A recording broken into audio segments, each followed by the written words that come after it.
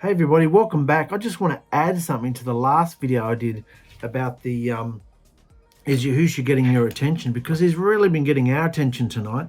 We've had drama with the children, with a lady in our assembly. It's all going down, and Trace has rushed her daughter to the hospital again because last week she had a top of her thumb cut off, almost, from cutting vegetables up in the kitchen. And then a few nights ago, Joe, our bass player, he cut his finger with a mandolin, sliced the top off it. And all these consequences are happening in our home, you see.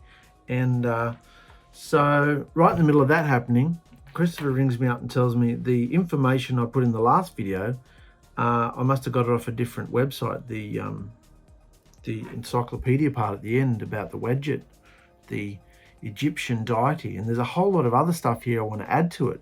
And so right in the middle of that, this is happening as well.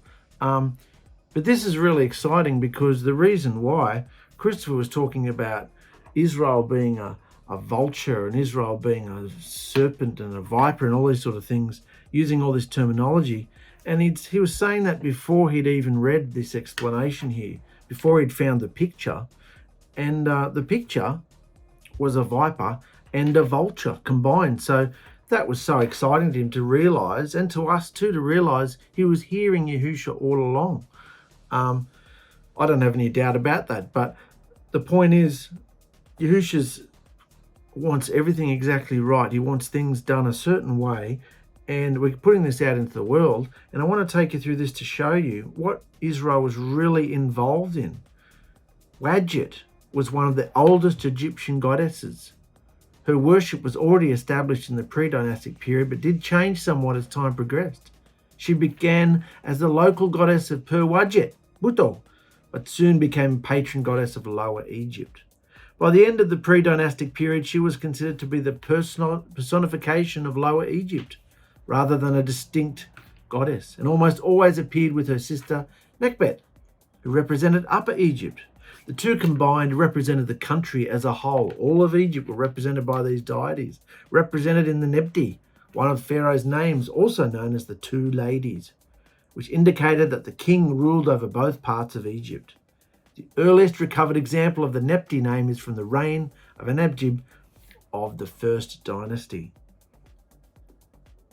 In the period, this was all pre Joseph going into Egypt. So this was all happening by the time Abraham's family Jacob's family went into Egypt. So this is what they took with them.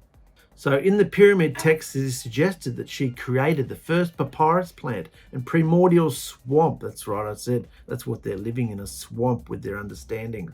Her link to the papyrus is strengthened by the fact that her name was written using the glyph of a papyrus plant, and the same plant was the heraldic plant of Lower Egypt.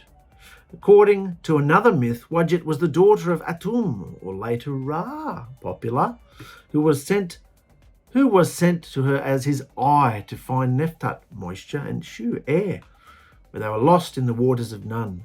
He was so happy when they returned that he cried and created the first human beings from his tears. To reward his daughter, he placed her upon his head in the form of a cobra, just like the Pharaoh wears, so that she would always be close to him and could act as his protector. She was one of the goddesses given the title of the Eye of Ra, connecting her to Bast, Hathor, Sekhmet, and Nephthah, among others. In fact, the symbol of the Eye of Ra was often called the Wadjet. What about this? In this form, she was sent out to avenge her father and almost cause the destruction of mankind. Humanity was saved when she was tricked with some beer, which had been dyed red with the pomegranate juice to resemble blood. She was tricked. There is also a suggestion that she was very closely linked to the principle of Ma, justice or balance. Before being crowned as king, Jeb attacked and raped his mother Nephthah. When he went to take his place as pharaoh and put the royal heiress on his own forehead, the snake reared up and attacked the god and his followers. All of Jeb's retinue died, and the god himself was badly injured. Clearly his actions were against Ma'at, and Wadjet was not prepared to allow him to go unpunished. This is all the mythology the Egyptians believed, and Israel took it all on while they were slaves in Egypt and never gave it up. Wadjet is often described as an aggressive deity, while her sister 𝗪𝗏𝗧 was thought as a more patronly protector. However, she also had her gentler side. Wadjet was believed to have helped Isis, here we go, Isis, nurse the young Horus, and help mother baby hide from all this stuff comes from Babylon and then filtered into Egypt. See, now we've got Horus and the whole Trinity thing's happening again. She was also considered to offer protection to all women during childbirth. She and her sister also protected the adult Horus from the followers of Set. Horus pursued them in the form of a winged sun disk, and 𝗪𝗏𝗧 and Wadjet flanked him in the form of crowned snakes. This protection was also extended towards the pharaoh, who wore the royal area serpent on his or her forehead. From the 18th dynasty, the queens also added 1 or 2 snakes to their headdresses, representing Wadjet and her sister. Gets thicker. Wadjet also associated with the 5th hour of the 5th day of the month with Iput. He meant Ipipi, the harvest month of the Egyptian calendar. Festivals were held in her honor on the 10th day of Mekher, which was also called the day of going forth of the goddess, the 7th day of Paini, and the 8th day of Misori. These latter 2 dates coincide roughly with the winter and spring solstices. I bet they do.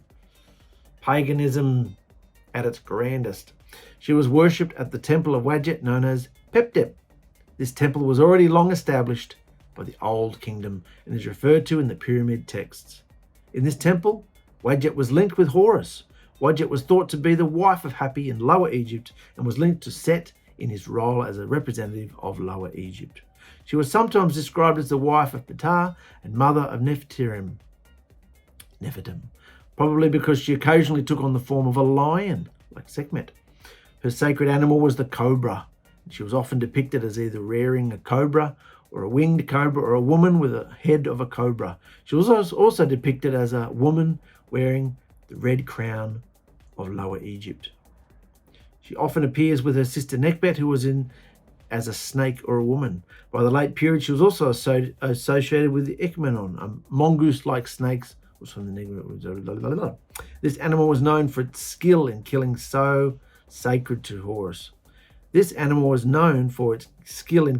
so sacred to Horus. The Egyptians placed mummified small mice inside statuettes of Wadjet, which in the dead.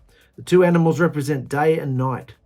She was also worshipped as a vulture.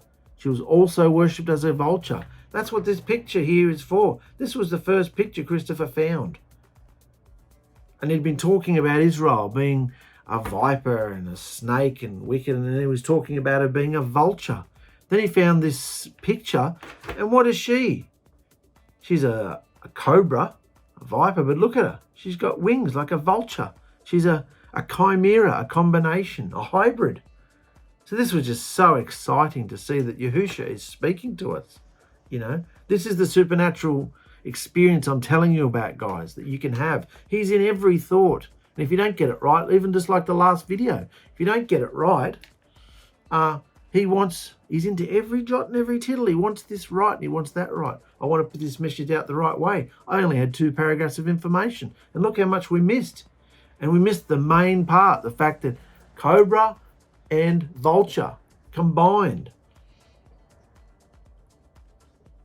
The Egyptians placed mummified small mice, did that.